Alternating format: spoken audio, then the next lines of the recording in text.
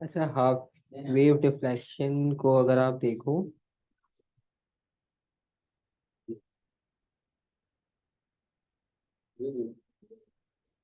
मैंने ट्यूब के तो सामने ही है बस कॉन्टिनेंटल।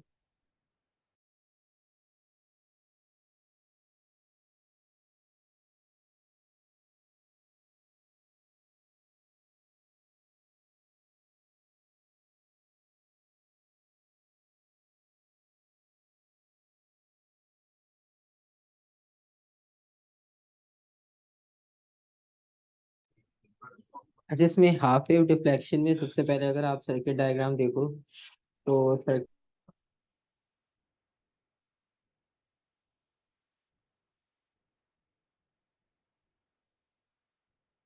अच्छा, इसमें अगर आप सिंपल सी इसकी सर्किट डायग्राम देखो, हम शॉर्टली सर्किट डायग्राम देखते हैं तो इसमें सबसे पहले एक की कनेक्ट होगी आपके पास। ठीक है। और की कनेक्ट करने के साथ साथ इसमें जो आगे हम कंटिन्यू करेंगे, इसमें बैटरी कनेक्ट होगी। बैटरी कनेक्ट हो जाएगी यहाँ पर। और नेक्स्ट आपके पास रेजिस्टेंस ब्लॉक आएगा।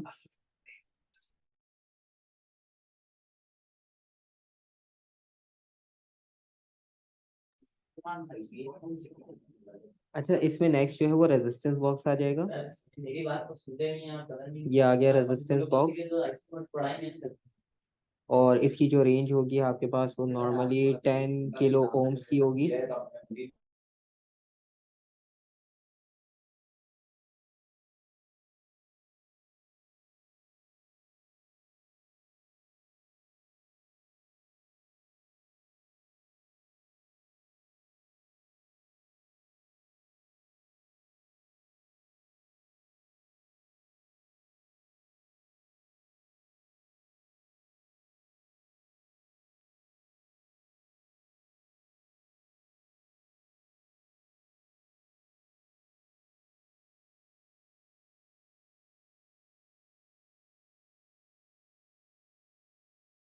One A one B two A या दो। अच्छा, इसमें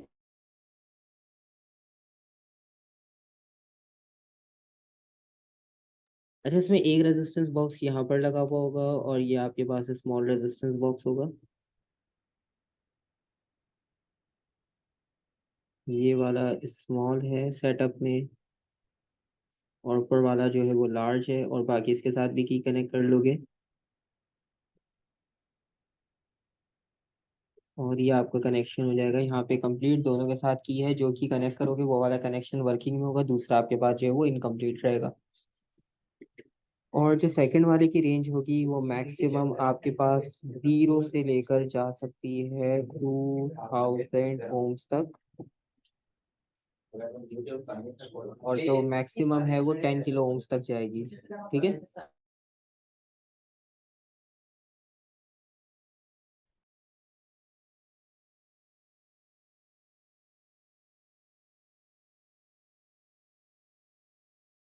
अच्छा, अब इसमें जब आप ऑब्जर्वेशन कॉलम बनाओगे तो ऑब्जर्वेशन कॉलम में जो आपके पास वैल्यूज होगी सबसे पहले आती है रेजिस्टेंस की।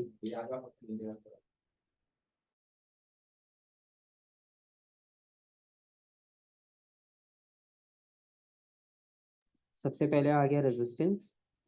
रेजिस्टेंस के लिए आपके पास सिंबल आ गया, उसका यूनिट आ गया। सबसे पहले हमने रेजिस्टेंस रखनी है। अच्छा, रेजिस्टेंस में आपने देखा होगा जो रेजिस्टेंस बॉक्स होगा उसमें मल्टीपल रेजिस्टेंस मेंशन होती है। आप उसमें से 100, 10, 20, 40, 50 कोई भी वैल्यू जो है वो उसमें से रिमूव कर सकते हो। ठीक है। और उसके बाद ये कि अभी हम बात कर रहे हैं इसके हाई रेजिस्टेंस बॉक्स की, कि हम इसमें से कोई भी रेजिस्टेंस जो है वो यूज कर सकते हैं।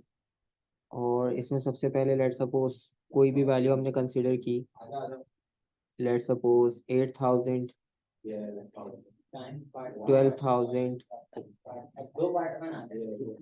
इसके अलावा 15,000। कुछ तो है बेटे, और क्या चाहिए? एक मिनट। अच्छा, इसमें आपके पास जो है वो रेजिस्टेंस आ गई। ठीक है। और उसके बाद फिर आपने इन रेजिस्टेंस पे देखना है कि वो आपको डिफ्लेक्शन कितना दे रहा है।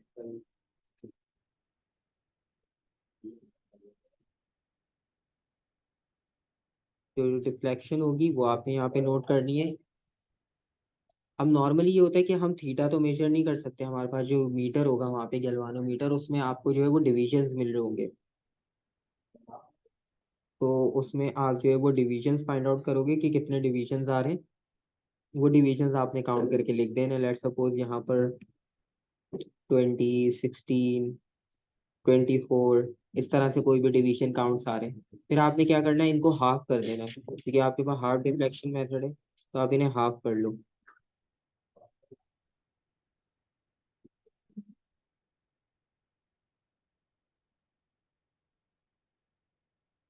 और हाफ करने के लिए सिंपल 10, 8, 12।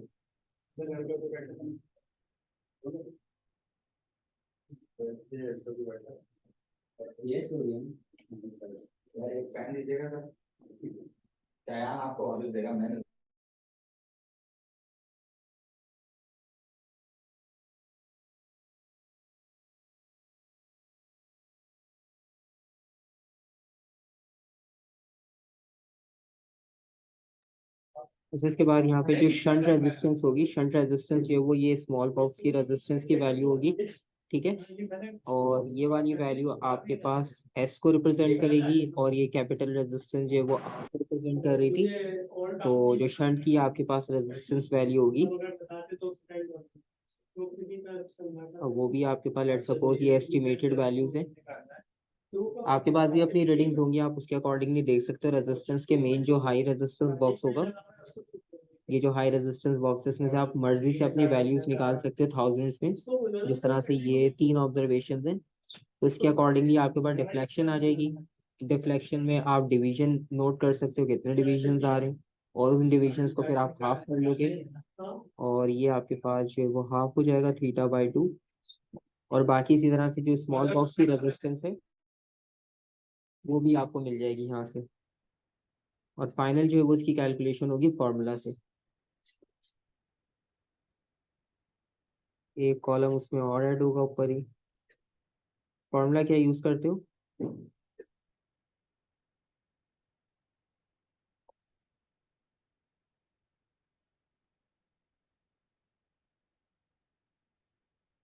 ये आपने सिंपल फॉर्मूला यूज करना है। आर की वैल्यू यहाँ पर गिवन है, एस की वैल्यू यहाँ से गिवन है। जो वैल्यू आर की है उसके साथ एस वैल्यू मल्टीप्लाई नीचे माइनस करके, और जो भी डिफ्लेक्शन की फाइनल वैल्यू होगी जी की, वो आप कैलकुलेट करते रहो यहाँ से। जितनी ऑब्जर्वेशन है उसके अकॉर्डिंगली कैलकुलेशन हो जाएंगी आपकी। फिर फाइनल में उसको मीन निकाल देना। यहाँ पे 3 है तो 3 रीडिंग्स आएंगी। फाइनल आपने जो है वो उनका मीन फाइंड आउट कर लेना।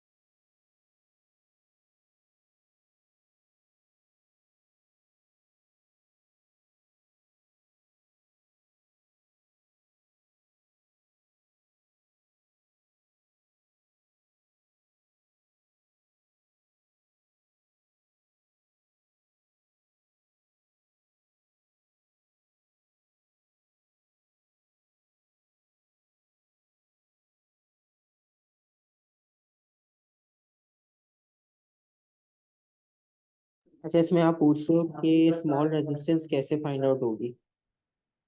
इजी सर्किट डायग्राम कितनी है याद रखना मुश्किल होगी। अच्छा, याद तो आपको करनी पड़ेगी सर्किट डायग्राम, क्योंकि कनेक्शंस हैं, तो कनेक्शंस के अकॉर्डिंगली आपको याद तो रखना पड़ेगा, क्योंकि सब प्रैक्टिकल्स की अपनी अपनी वैल्यूज होती हैं। और 10 तारीख को ये केमिस्ट्री की 10 मार्च को केमिस्ट्री के बाद बंकियां हैं और 21 मार्च से मैथ्स में class. McDonald's restaurants. This building is known as the Denton House McDonald's, as the original building was a farmhouse built in 1795, which is over 200. Maths के सर अलबत्ता ऑनलाइन।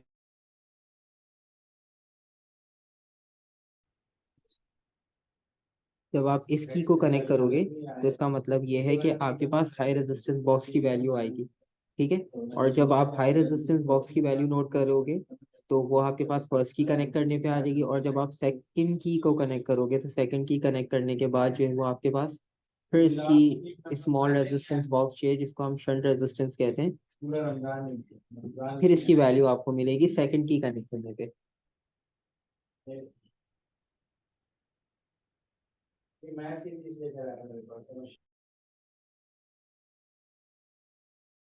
सबसे पहले आपने जो है वो पहली की को कनेक्ट किया, ये वाली हमारे पास की 1 थी, आपने इसको कनेक्ट किया, हाई रेजिस्टेंस बॉक्स की वैल्यू नोट कर ली, ये नोट हो गई। अब उसके बाद आपने क्या करना है कि आपके पास जो भी डिफ्लेक्शन आई ना, लेट सपोज आपके पास ये आई है डिफ्लेक्शन 20, ठीक है। अब आप क्या करोगे कि आपके पास जो सेकंड की है ये वाली की 2, अब आप जो है वो की 2 को कनेक्ट करोगे। अब आपने जब की 2 को कनेक्ट किया ना, आपके पास डिफ्लेक्शन चेंज हो जाएगी, क्योंकि जाहिर सी बात है रेजिस्टेंस ऐड हो रही है एक और, तो डिफ्लेक्शन चेंज हो जाएगी। तो आप इस शंट रेजिस्टेंस की, ये जो स्मॉल रेजिस्टेंस है, फिर इसे भी एडजस्ट करोगे, और आपने इसको इतना एडजस्ट करना है कि जो पहले डिवीजन की वैल्यू थी वही सेम वैल्यू दोबारा आ जाए। तो वो सेम वैल्यू लाने के लिए आप जितनी रेजिस्टेंस इसमें और ऐड या डिक्रीज कर रहे हो, जैसे भी चेंज कर रहे होगे इस बॉक्स के अंदर, वो वैल्यू आपने यहाँ पर लिखनी है, कि आपके पास जो पहले वाली डिफ्लेक्शन थी वो दोबारा आपको मिल जाए। तो वो आपने एडजस्टमेंट को वहां पर कर लिया डिफ्लेक्शन को, और वो एडजस्ट करने के बाद आपको पुरानी वाली जब डिफ्लेक्शन मिल जाएगी, ठीक है, तो वो वाली वैल्यू जो है वो आप यहाँ शंट रेजिस्टेंस में लिख दोगे, और फिर आप फॉर्मूला जो है वो यूज करके बाकी सारी रीडिंग्स जो है वो कंप्लीट कर लोगे, ठीक है। और इसी तरह से फिर सेकंड भी रिपीट होगा, फिर आप सेकंड में जो है वो हाई रेजिस्टेंस बॉक्स की वैल्यू चेंज कर दो, बढ़ा लो, 8,000 थी 10,000 कर दी, 12,000 कर दी, फिर इसी तरह से आप और बढ़ा लो, और फिर डिफ्लेक्शन आएगी। फिर डिफ्लेक्शन आने के बाद जो है वो आप हाफ डिफ्लेक्शन पे जब जाओगे वो की 2 लगाओगे, की 2 लगाने के बाद अब डिफ्लेक्शन चेंज हो जाएगी, फिर वापसी आप उस डिफ्लेक्शन पे लाने के लिए जितना भी स्मॉल रेजिस्टेंस को चेंज करोगे, तो वो चेंज करने के बाद आपके पास जो वैल्यू आएगी फाइनल, तो वो फाइनल वैल्यू जो है वो हम यूज करेंगे शंट रेजिस्टेंस की। यहाँ तक कोई कंफ्यूजन? शंट रेजिस्टेंस का पता चल गया कि कैसे यूज करना है, जी सर। ठीक है, क्योंकि आपके पास डिफ्लेक्शन चेंज हो जाएगी, उसको वापसी लाने के लिए जो आप काम करोगे, तो वो वापसी लाने के लिए जो आप रेजिस्टेंस को चेंज कर रहे हो, वो चेंज जो है वो आपके पास शंट रेजिस्टेंस में आएगा।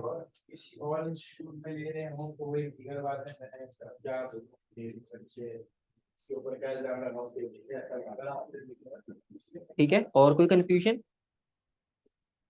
क्योंकि इसमें कंफ्यूजन यही आता है कि ये दूसरा रेजिस्टर कैसे यूज होगा। वो दूसरा रेजिस्टर का यूज ये होता है कि जब आपके पास एक और रेजिस्टर हम यहाँ पे कनेक्ट कर रहे हैं, की 2 कनेक्ट कर रहे हैं, तो की 2 कनेक्ट करने के बाद जब तक की 2 कनेक्ट नहीं थी तो वो सर्किट से कनेक्ट नहीं था, जैसे वो आपने की 2 को कनेक्ट किया तो वो भी सर्किट से कनेक्ट हो जाएगा, और फिर उसको मेंटेन करना है डिफ्लेक्शन को, तो वो वापसी वही डिफ्लेक्शन लाने के लिए फिर आप जो है वो ये काम करते हो कि रेजिस्टेंस उसकी चेंज करते हो, उसे बैलेंस करते हो, और बैलेंस करने के बाद जो है वो आपके पास सेम वैल्यू आपको वही मिलती है जो पहले आई थी डिफ्लेक्शन की। तो इस तरह से आपको शंट रेजिस्टेंस मिल जाएगा और ओरिजिनल हाई बॉक्स की रेजिस्टेंस, इन दोनों को फिर आप यूज करके जो है वो इसकी वैल्यू फाइंड आउट करते हैं, ठीक है।